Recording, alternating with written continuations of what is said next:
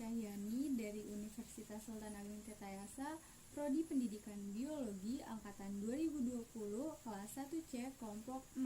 Perkenalkan, nama saya Dini Hanifayanti dari Universitas Sultan Ageng Tirtayasa, Prodi Pendidikan Biologi Angkatan 2020, kelas 1C, kelompok 6.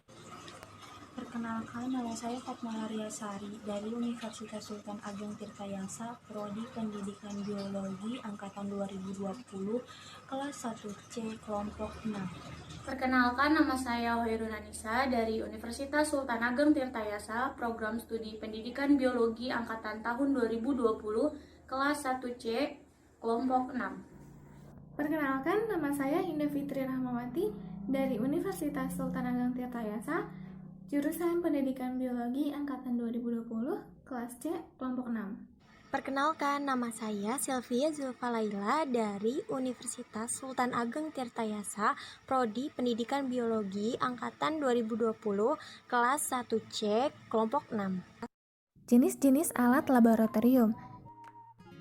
Gelas corong berfungsi untuk memindahkan cairan dari wadah yang satu ke wadah yang lain yang bermulut kecil. Cawan Petri.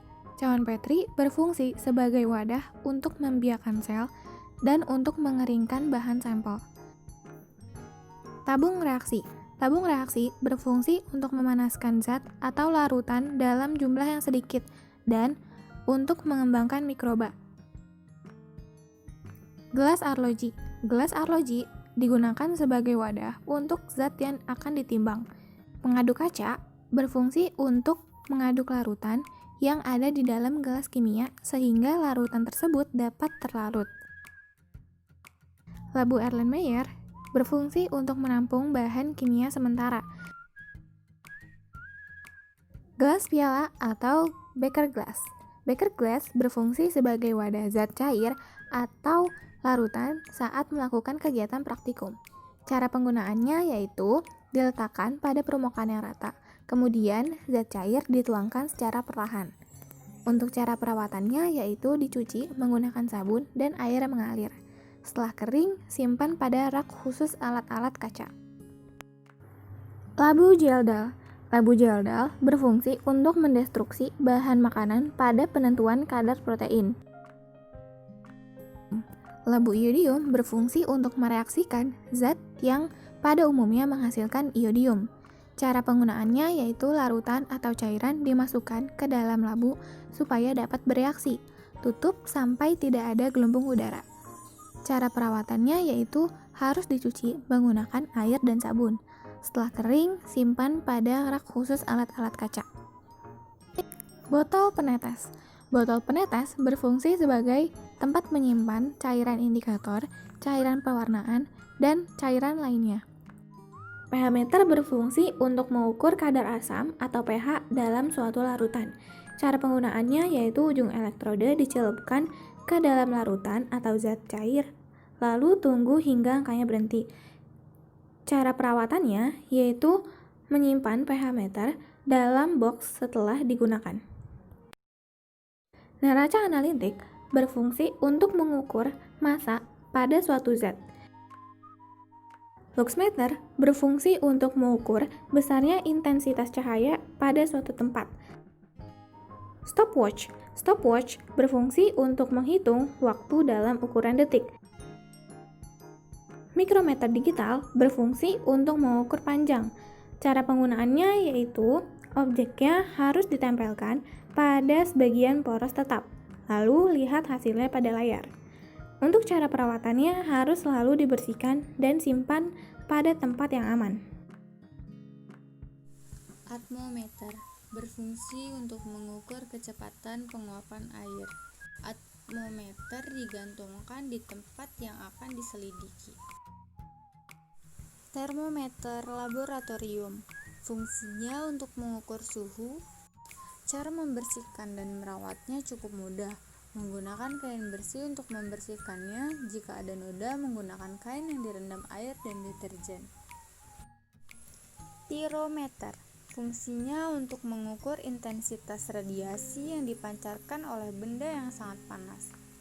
Cara menggunakan pirometer ini adalah dengan mengarahkan pirometer ke lubang tungku, kemudian rheostat diputar sampai filamen lampu menyala, dan sampai warnanya sama dengan warna tungku yang berisi logam yang sedang dilebur. Untuk meminimalisir kerusakan yang mungkin terjadi adalah dengan memperkirakan jarak dan ukuran dari target area. Mistar atau penggaris, fungsinya mengukur panjang. Untuk melakukan pengukuran yang benar dimulai dari angka 0. Cara perawatan mistar cukup menyimpan mistar dengan baik. Hygrometer, fungsinya mengukur kelembaban udara relatif. Pada cara penggunaannya dengan meletakkan di tempat yang akan diukur kelembabannya, kemudian tunggu dan baca skala. Cara perawatannya, hygrometer diletakkan pada tempat yang khusus untuk mencegah munculnya jamur. Paku bedah, fungsinya untuk memakukan atau merentangkan bagian-bagian alat tubuh spesimen pada papan bedah. Lalu ada probers, fungsinya yaitu untuk melihat kelenjar ludah. Untuk perawatannya, dicuci hingga bersih setelah pemakaian, lalu direndam dengan desinfektan. Setelah itu dikeringkan dengan menggunakan oven khusus untuk alat-alat laboratorium. Selanjutnya yaitu ada retraktor. Fungsinya untuk memisahkan tepi sayatan atau luka bedah atau untuk menahan organ dan jaringan di bawahnya sehingga bagian tubuh di bawah sayatan dapat diakses. Retraktor ini cara perawatannya sama seperti alat medis pada umumnya, yaitu dicuci bersih setelah digunakan, lalu disterilisasikan dengan desinfektan dan dipanaskan dengan oven. Klem ini fungsinya untuk memfiksasi jaringan tubuh yang akan diangkat atau dipotong. Cara penggunaannya digunakan setelah area operasi didesinfeksi. Fungsi gunting sendiri adalah untuk memotong. Salah satunya untuk memotong kertas saring yang akan digunakan di dalam praktikum. Needle holders berfungsi untuk menjepit jarum jahit serta menjahit luka terbuka seperti luka bekas pembedahan pada objek. Pinset digunakan untuk mengambil atau menarik bagian alat-alat tubuh dari objek yang akan dibedah. Tang berfungsi sebagai alat untuk memegang benda atau objek yang akan diamati. Pinset digunakan untuk mengambil atau menarik bagian alat-alat tubuh dari objek yang akan dibedah. Jarum bertangkai digunakan untuk mengangkat bagian alat-alat tubuh yang terletak di bagian bawah. Hal itu digunakan untuk menelusuri urat atau pembuluh agar tidak rusak. Alat penelitian pertama batang L. Fungsinya digunakan untuk menyebar suatu zat cair agar bakteri yang tersuspensi di dalam zat cair tersebut menyebar secara merata di atas media yang digunakan. Kedua, koloni counter. Untuk mengamati pertumbuhan dan menghitung koloni yang tumbuh setelah mengalami masa inkubasi menggunakan cawan Petri secara mudah. Stirrer berfungsi untuk mengaduk larutan, memanaskan, dan menghomogenkan larutan. Autoclave berfungsi untuk mensterilkan benda atau media. Oven berfungsi untuk mengeringkan alat-alat sebelum digunakan dan bisa juga digunakan untuk mengeringkan bahan yang dalam keadaan basah.